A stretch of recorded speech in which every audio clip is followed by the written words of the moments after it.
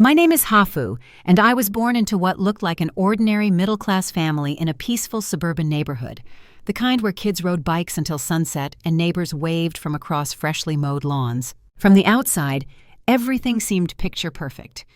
My parents, David and Sarah, were what you might call overachieving idealists. They were obsessed with child development books and early learning theories. I'm talking stacks of books, DVDs, workshops, you name it, they tried it. Flashcards, classical music during naps, baby yoga, they did it all.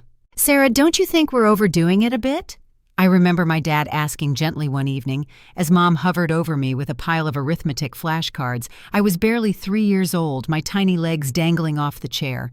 These are crucial developmental years, David, she said without missing a beat, waving another colorful flashcard in his direction. The experts say we need to stimulate her brain early if we want optimal outcomes. Looking back now, I can't help but chuckle. For all their efforts, I developed right on time, nothing extraordinary, nothing behind. I walked, I talked, I learned my colors. I was a perfectly ordinary toddler, but to my parents, that ordinariness was a disappointment. I became their first failed experiment. Everything changed when my little sister Jessica was born. I was 3 when she came into the world, pink and screaming, and our home transformed overnight into what felt like a baby genius boot camp. By then, Mom had taken special courses in child psychology and early cognitive development. She was determined not to make the same mistakes she believed she had made with me. And oh, how things changed. Where I had building blocks, Jessica had Montessori toolkits. Where I had bedtime stories, Jessica had phonics flashcards. By the time she turned 2, she was speaking in full sentences and solving puzzles meant for 6-year-olds. Every milestone Jessica reached was celebrated like a national holiday. Meanwhile, I sat quietly in the background, watching everyone clap and beam at her latest accomplishment. Thank God for my grandparents. Peter and Eleanor Mitchell lived just a few blocks away, and their house became my refuge. They loved both Jessica and me equally, truly, deeply, and without condition. I remember sitting on Grandma Eleanor's lap one Sunday afternoon while she read to us from her big collection of fairy tale books. I must have been 5. Jessica was playing on the floor, and Grandma gave each of us a cookie after the story. "You two are perfect just the way you are," she whispered, brushing my hair back. But that unconditional love seemed to irritate my mother. She'd purse her lips and mutter about recognizing exceptional talent and not holding back brilliance. Once, during a family dinner, Grandma had had enough. "Sarah, children need love, not pressure," she said, her voice soft but firm. "They're not science experiments." "You don't understand modern parenting," my dad jumped in defensively. "Jessica has real promise. We need to nurture that." I remember poking at my peas in silence, the hum of the conversation growing louder around me. Even at that age, I understood. I was the warm-up act. Jessica was the main event. Grade school for me was fine. I was a solid B student, sometimes even an A. I had friends. I liked art and reading. Nothing about me stood out in a college application kind of way, but I was happy. Or at least I thought I was, until Jessica started school. Unlike me, she didn't go to the public elementary around the corner. No, Jessica was enrolled in the prestigious Wellington Academy for Gifted Children. I remember choking on my milk the night Mom made the announcement over dinner. "They rarely accept children so young," she said proudly, but they were very impressed with Jessica's cognitive assessment. Wellington was one of those schools with sprawling lawns and marble hallways. They had an Olympic-sized swimming pool and a tuition cost that could buy a small car. And it didn't stop there. Jessica started learning violin. She had a private math tutor. Every time she threw a tantrum over her workload, Mom and Dad would dangle expensive rewards in front of her like a carrot on a stick.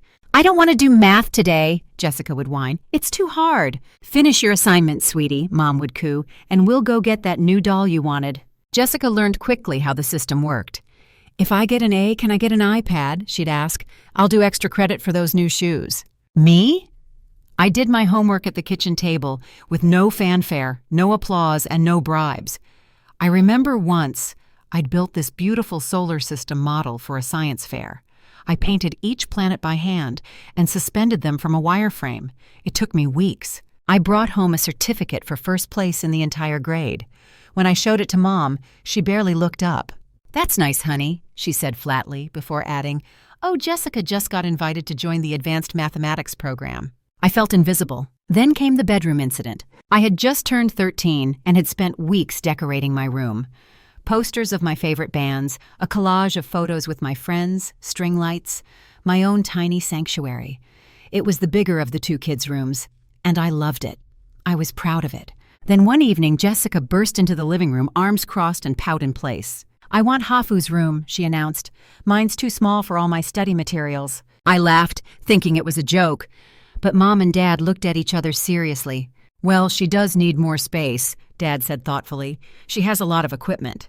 "What?" I said, sitting up straight. "No way, that's my room." The next day, while I was at school, they moved all my belongings into Jessica's old, smaller room. No warning, no discussion. When I came home, Jessica was already settled in my bed. "This is so unfair," I cried. "Life isn't fair, Hafu," Mom said. "Don't be selfish. Your sister needs the space more than you do." I locked myself in this cramped new room, sitting on a bed that barely fit in the space.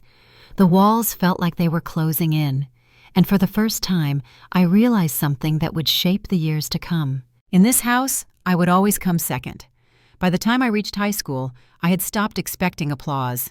There was no more trying to impress my parents, no more hoping they'd suddenly wake up and see me for who I was. I learned to keep my head down, work hard, and build a life that didn't require their approval. That didn't mean it didn't hurt, though. It always hurt. Still, I had goals. I knew college would be my ticket out, and I was determined to get there. I spent late nights researching schools, writing application essays, and building up my resume with extracurriculars. I wasn't aiming for Ivy League, and I didn't need to. There were solid state universities with fantastic business programs, and I had my eye on a few. I remember thinking, this is it. This is where my life begins. Then came the dinner that shattered everything. It was a typical Sunday roast at our house. Grandma Eleanor and Grandpa Peter came over, just like they always did. The table was set, the smell of roasted potatoes filled the air, and Jessica was, as usual, holding court at one end of the table. She was bragging about some new award, something academic, of course, and my parents beamed at her like she was the second coming of Einstein. I sat there quietly, chewing my chicken and wondering if now was the right time to share my news. "So, Hafu," Grandma turned to me, her eyes warm and full of love, "tell us about your college plans. Where are you thinking of applying?" My heart lifted. Finally, someone was asking. I straightened up and smiled. "Well, I've been looking at State U's business program. They've got a great entrepreneurship track, and I think it fits my—" "Oh, about that," Mom interrupted, placing her fork down with a loud clink. "We've been meaning to talk to you." My stomach dropped. "Your father and I have decided we won't be able to help with your college tuition," she said, her voice steady but cold. "We need to save our resources for Jessica's education. She has a real shot at the Ivy League, and that's not going to be cheap." I blinked. You're not helping me at all?" "She can work," Dad chimed in, as if it were the most logical thing in the world. "Get a part-time job. Maybe take a few community college classes and transfer later if she proves herself. But I've worked so hard," I said quietly. "You've seen my grades, my applications. I've done this all by myself." "Exactly," Mom said. "You'll manage. Jessica needs us more." It wasn't just disappointment I felt. It was betrayal. The kind that sinks deep into your bones and makes you question every memory you've ever trusted. Grandpa's fork clattered onto his plate. "How can you say that?" he demanded, his face red with fury. "What about Hafu's future?" Mom looked at him like he'd grown two heads. "Let's be realistic," she said flatly. "Jessica is gifted. Hafu is fine, but college would be wasted on her." Grandma Eleanor stood up, her voice shaking with emotion.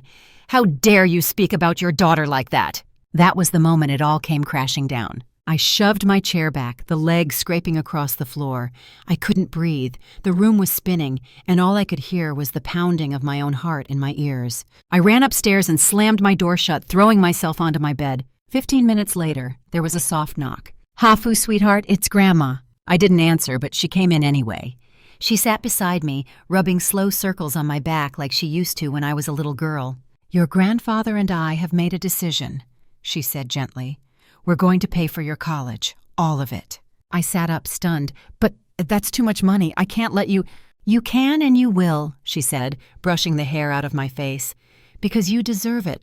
because you've worked for it without help, because you are brilliant in ways they'll never understand. That night changed everything. I no longer needed their approval.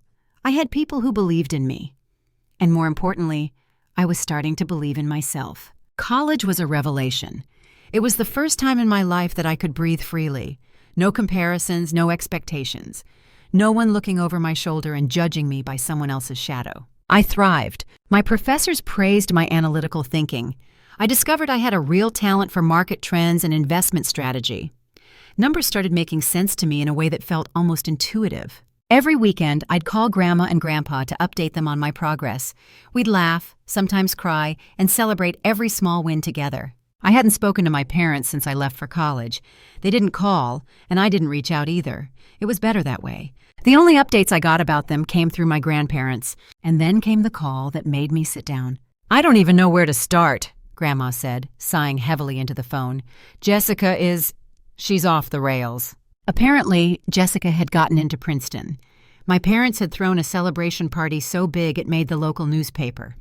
But once she got there, out from under their constant watch, things unraveled quickly. She discovered parties and boys and the thrill of complete freedom. "The dean's office sent them a warning letter," Grandma told me. "Jessica's skipping class, showing up hungover, failing tests. Your mom called me in tears yesterday." I was speechless. "They tried everything," she continued, bribing her with a new car if she improves her grades, threatening to cut her off. They even flew to Princeton to confront her, but Jessica just laughs it all off. It was like the whole house of cards they built around her had collapsed the minute she stood alone. 1 month later, Grandma called again. "It happened," she said quietly. "She got kicked out. Too many failed classes, too many disciplinary warnings. The golden child had been expelled after just 1 year. She moved back home and, according to my grandparents, had no intention of doing anything productive. She slept until noon, dated different men, and treated the house like her personal hotel. When Dad asked her to look for a job, she scoffed. I'm too smart to waste time doing something beneath me." The irony hit hard. All those years they poured everything into her, every dollar, every word of praise, every ounce of belief, and she had no clue how to stand on her own 2 feet. Meanwhile, I was building my future brick by brick. After graduation, I landed a junior investment analyst position at Meridian Financial, one of the top firms in the city. Grandma and Grandpa insisted I stay with them until I got settled, and I gratefully accepted. I was happy, but the past wasn't done with me yet. One Saturday morning, I was at the grocery store comparing prices on organic tomatoes when I heard a voice I hadn't heard in years. "Hafu, is that really you?" I turned, and there they were, Mom and Dad, older, wearier, and looking like they'd both aged a decade. "We've missed you so much," Dad said, his voice softer than I remembered.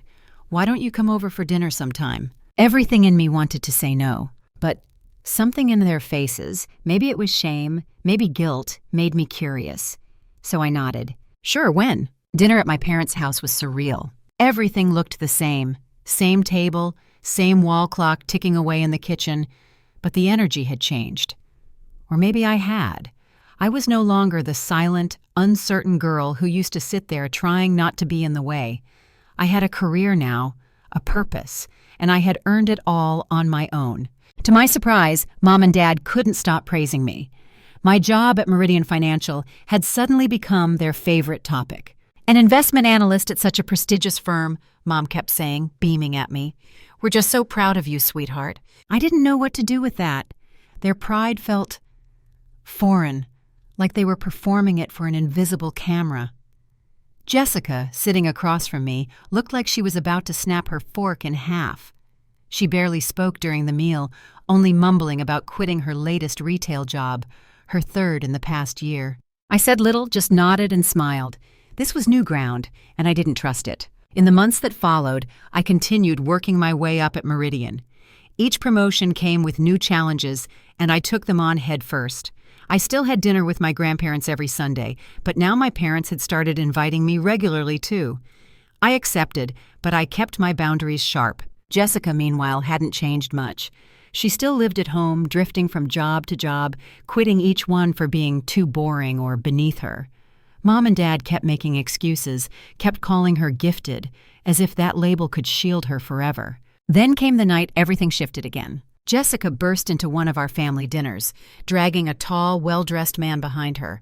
"Everyone, this is Charles," she announced with a triumphant smile. "My boyfriend." Charles was charming, confident, polished, the kind of man who wore cufflinks and spoke about global real estate portfolios like he was discussing lunch options. He was clearly from money. Jessica spent the entire dinner shooting smug glances my way. "See," she said sweetly, twirling her hair. "Bet you didn't expect me to find someone before you did, Miss Career Woman." I just kept chewing. Honestly, I didn't care. I had no interest in competing for anyone's attention. My life was full, with challenges, achievements, and people who truly loved me. But Jessica didn't get that. To her, success still meant external validation. My parents, however, were completely dazzled by Charles. They hung on every word.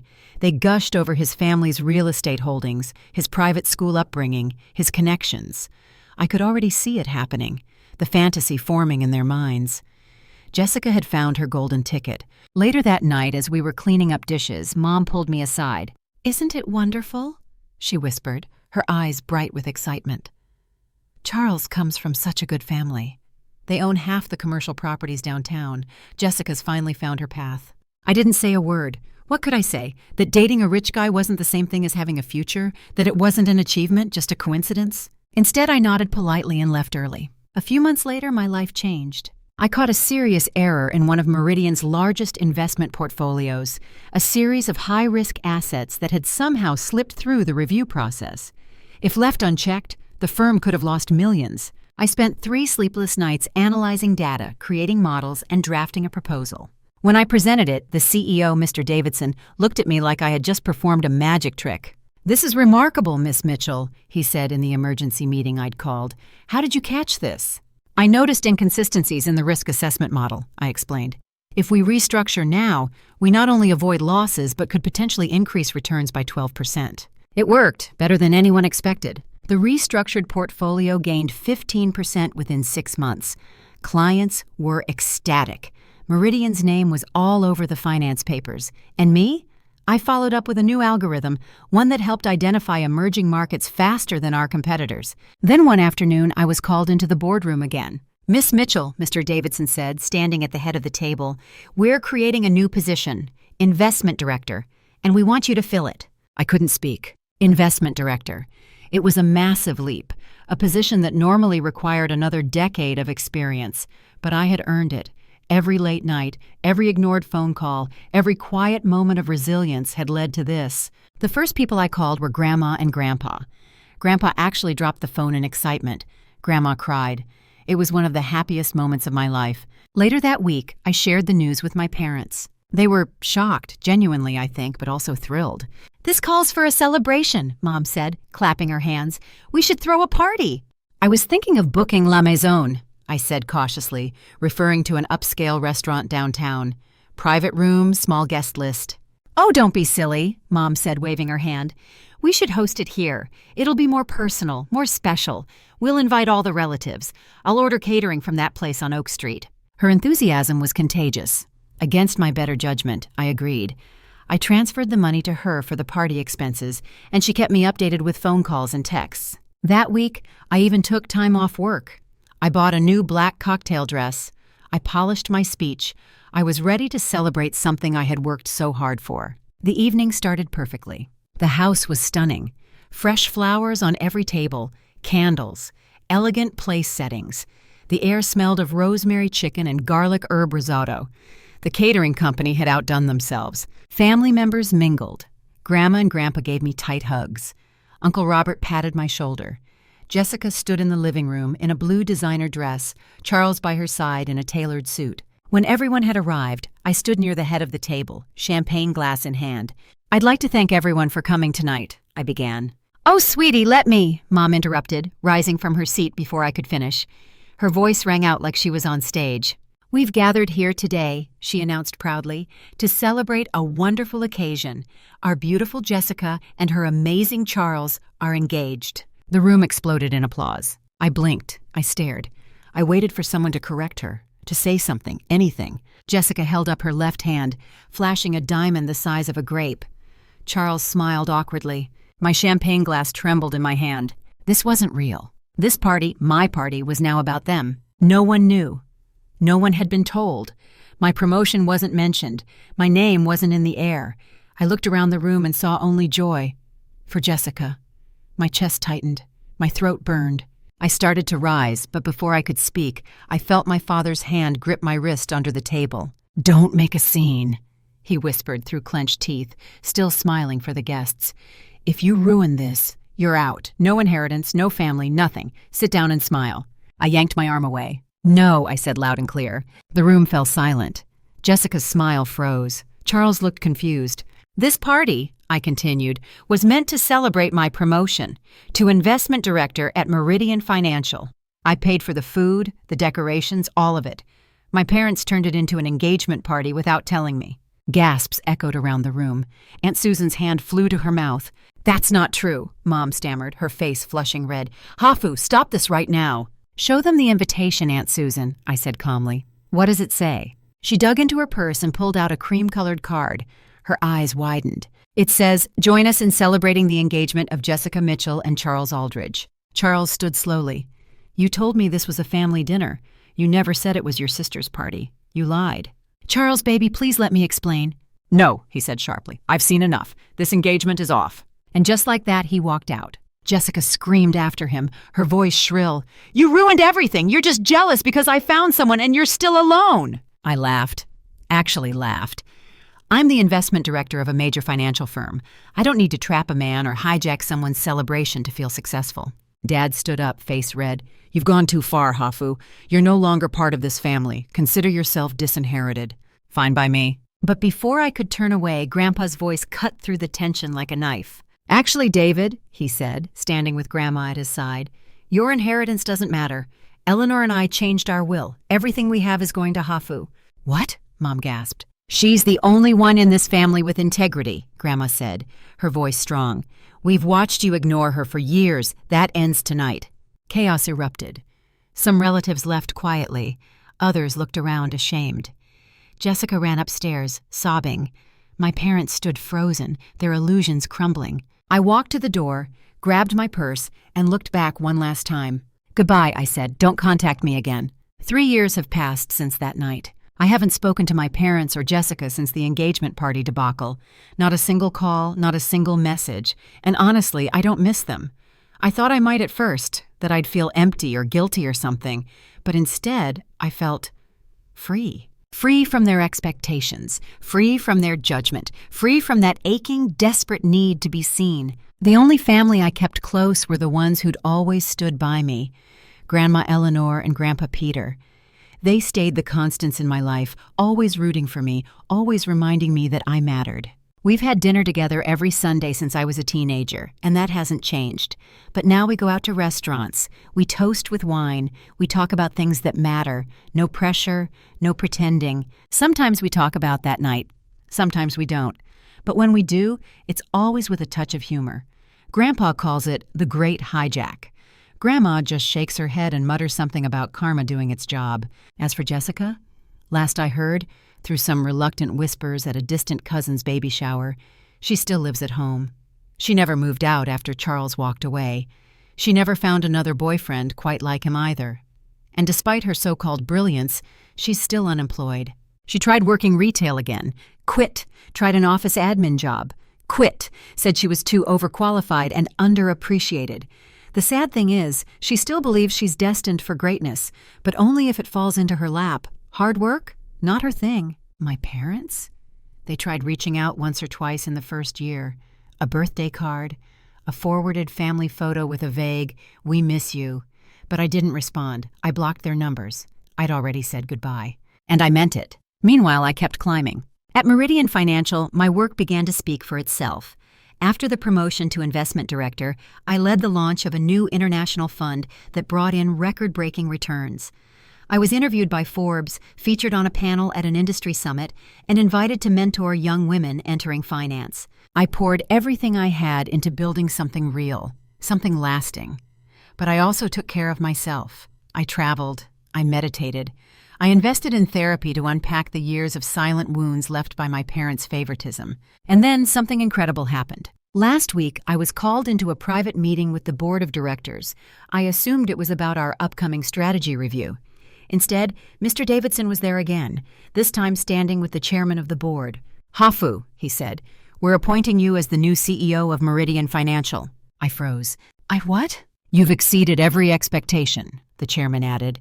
"Your vision has pushed this company forward in ways no one else could. You've earned this." And just like that, I became the youngest CEO in the company's history. The first person I called, Grandma, she screamed, actually screamed. Then she cried. "I always knew you were meant for something big," she said, wiping her tears. "But watching you find your own way, on your own terms, that's the real miracle." Grandpa opened a bottle of champagne he'd been saving for a special moment. He poured 3 glasses and raised his toward me. "To authenticity," he said with pride in his eyes, "and to finding your own path." I raised mine, smiling through misty eyes. Sometimes I look back, not out of pain, but as a reminder. A reminder of the girl who used to sit quietly in her room, wondering why she wasn't enough. A reminder of the young woman who thought her parents' love had to be earned. A reminder of the fire I built from ashes. If there's one thing I've learned, it's this. You don't have to be someone else's definition of special to be extraordinary. You don't need to win anyone's approval to belong. And sometimes the people who try to hold you back are the ones most afraid of your light. That girl, Hafu, the one who was always second place, always invisible, she's gone. In her place stands a woman who knows her worth, who carved her own space, and who will never again shrink herself for the comfort of others. I used to wonder if I'd ever be enough. Now I know I was always more than enough. I just needed to believe it.